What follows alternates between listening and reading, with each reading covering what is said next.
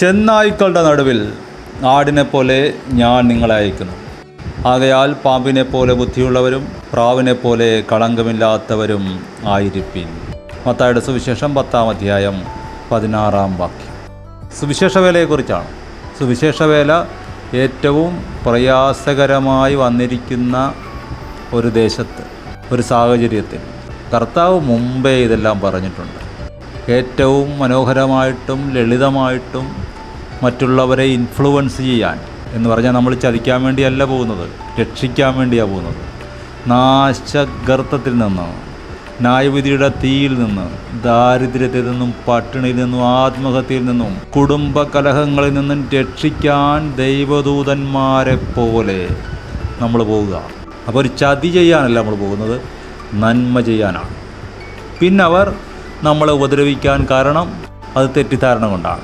2 തെറ്റിദ്ധാരണ ഉണ്ടാക്കുന്നൊരു നുണയൻ ഇതിൻ്റെ പിന്നിലുള്ളത് കൊണ്ടാണ്. അതുകൊണ്ട് ശലോമോന് ജ്ഞാനം കൊടുത്തവൻ സമുദ്രം പോലുള്ള ജ്ഞാനത്തിൽ നിന്ന് 1 കപ്പ് വെള്ളമാണ് ശലോമോന് കൊടുത്തത്.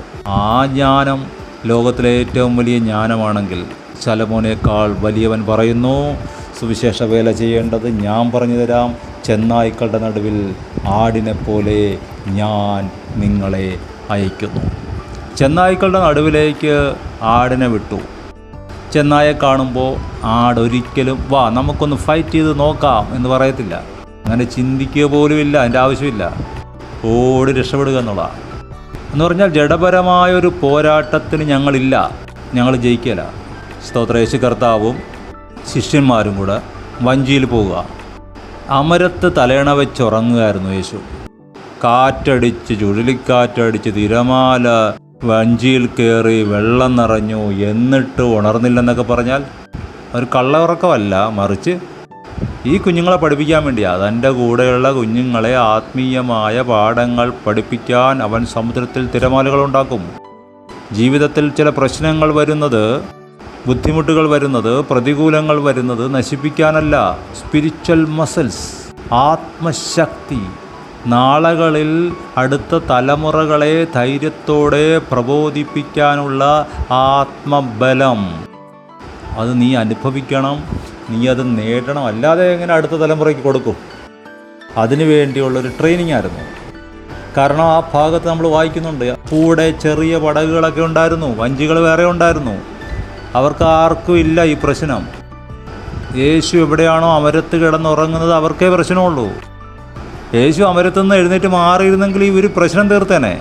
അയലത്തുകാരൻ അതിരുമാന്താൻ വരുമ്പോൾ അവൻ ചീത്ത പറയുകയോ ഗുണ്ടായുസം കാണിക്കുകയോ ചെയ്യുമ്പോൾ അമരത്ത് യേശു കിടക്കുന്നതുകൊണ്ട് നമുക്കൊന്നും ചെയ്യാൻ പറ്റാത്തത് സ്ഥലം വിട്ടുകൊടുക്കുക. ഓഫീസിൽ നമുക്ക് വിരോധമായി മേലുദ്യോഗസ്ഥനെടുക്കുക നുണ പറഞ്ഞു കൊടുക്കുക. എന്നാൽ നമ്മളും പോയി 2 നുണ പറഞ്ഞു കൊടുക്കാം. അറിയാൻ പാടില്ലഞ്ഞിട്ടല്ല, പക്ഷെ അമരത്ത് യേശു കിടക്കുക. നമുക്കെതിരെ നുണ പറഞ്ഞു കൊടുക്കുന്നെന്നും ദോഷം ചെയ്യുന്നെന്നും അറിഞ്ഞിട്ടും നമ്മളെന്താ ആ രീതിയിൽ പോകാത്തത്? നമ്മളെ ചീത്ത പറയുമ്പോൾ എന്താ തിരിച്ചു പറയാത്തത്? നമുക്കങ്ങനെ ജയിക്കാൻ പറ്റുകയില്ല. നമ്മുടെ മാർഗം അതല്ല. അമരത്ത് യേശു കിടക്കുക. അപ്പോൾ പ്രശ്നമുണ്ട്, പ്രതികൂലമുണ്ട്, യേശു തന്നെ തീർക്കും. യേശു എഴുന്നേറ്റല്ലോ, അത്ഭുതകരമായിട്ട് തീർത്തു, മഹത്വത്തോടെ തീർത്തു. അപ്പോൾ ഒരു വിടുതൽ വരുമ്പോൾ മഹത്വത്തോടെ വിടുതൽ വരും. പലിശ അടക്കം തീർക്കും കേസ്. അത് മനുഷ്യരോടായാലും പിശാചിനോടായാലും പലിശ അടക്കം ദൈവം തീർക്കും. അപ്പോൾ നമ്മുടെ പോരിൻ്റെ ആയുധങ്ങൾ ജഡീയങ്ങളല്ല, മറിച്ച് ശക്തിയുള്ളതാണ്. അതുകൊണ്ട് ചെന്നായ്ക്കളുടെ നടുവിൽ ആടിനെ പോലെ ഞാൻ അയക്കുകയാണ്. അതുകൊണ്ട് എന്ത് ചെയ്യണം? പാമ്പിനെ പോലെ ബുദ്ധിയുള്ളവരായിരിക്കണം. പാമ്പിൻ്റെ ബുദ്ധി എന്താണെന്ന് എല്ലാവർക്കും അറിയാം. പാമ്പ് പബ്ലിക്കിൽ വെളിപ്പെടുത്തില്ല. അത് ഇരുട്ട് നോക്കി നടക്കുന്നു, മതിലിൻ്റെ ഓരം നോക്കി സഞ്ചരിക്കുന്നു. ആൾക്കാരതിനെ കണ്ടു എന്നറിഞ്ഞാൽ അത് പെട്ടെന്ന് ഒളിക്കുന്നു. കാരണം പാമ്പിനോട് ആൾക്കാർക്ക് പ്രത്യേകിച്ച് വൈരാഗ്യമൊന്നുമില്ല. പക്ഷേ അതിൻ്റെ ബോഡി ഷേപ്പ് കണ്ടാൽ ആൾക്കാർക്ക് പേടി തോന്നിയിട്ട് അവനെ ഉപദ്രവിക്കും, അടിച്ചു കൊല്ലാൻ നോക്കും. അവനെ പ്രത്യേകിച്ച് ഉപദ്രവിച്ചിട്ടോ അവൻ ദോഷം ചെയ്യുമെന്ന് പേടിച്ചിട്ട് മാത്രമല്ല, അവനതിൻ്റെ കാണുന്നത് തന്നെ ഭൂരിഭാഗം ആൾക്കാർക്കും പേടിയായതുകൊണ്ട് അതിനെ കല്ലെറിയുകയോ അടിക്കുകയോ ചെയ്യും.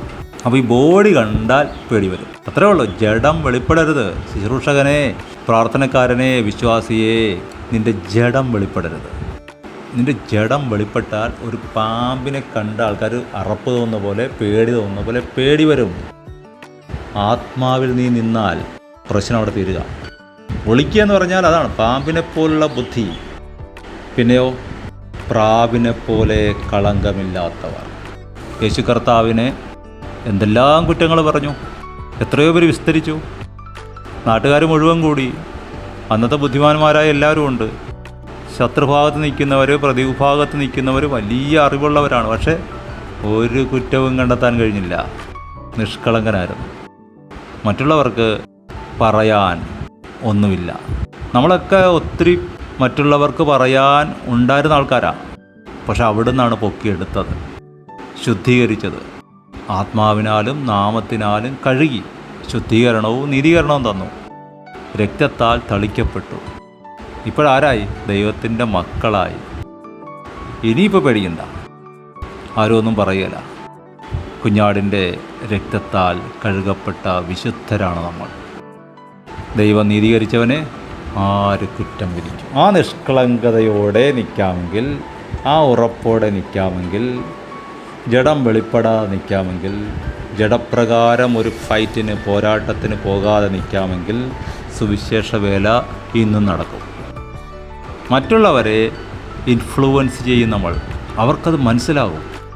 ഇവൻ വന്നിരിക്കുന്നത് ഞങ്ങളെ ചതിക്കാനല്ല, ഞങ്ങൾക്ക് നന്മ തരാനാണ്. ഞങ്ങളുടെ കുഞ്ഞുങ്ങൾക്ക് ജോലി കിട്ടാനുള്ള മാർഗം അവൻ്റെ കയ്യിലുണ്ട്.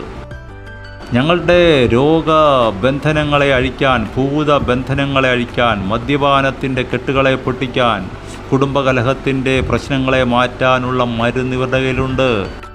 ദൈവമാണ് ഇവരെ അയച്ചത്. സ്നേഹത്തിലാണ് അവർ വന്നിരിക്കുന്നത്. അതവർ തിരിച്ചറിയും.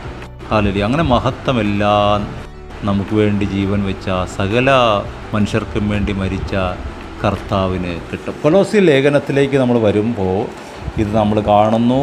യേശു കർത്താവ് ചെയ്ത കാര്യം, അതിക്രമങ്ങളൊക്കെയും നമ്മോട് ക്ഷമിച്ച, ചട്ടങ്ങളാൽ നമുക്ക് വിരോധവും പ്രതികൂലമായിരുന്ന കയ്യെഴുത്ത് മായിച്ച് ക്രൂശിൽ തറച്ച് നടുവിൽ നിന്ന് നീക്കിക്കളഞ്ഞു. വാഴ്ചകളെയും അധികാരങ്ങളെയും ആയുധവർഗം വെപ്പിച്ചു.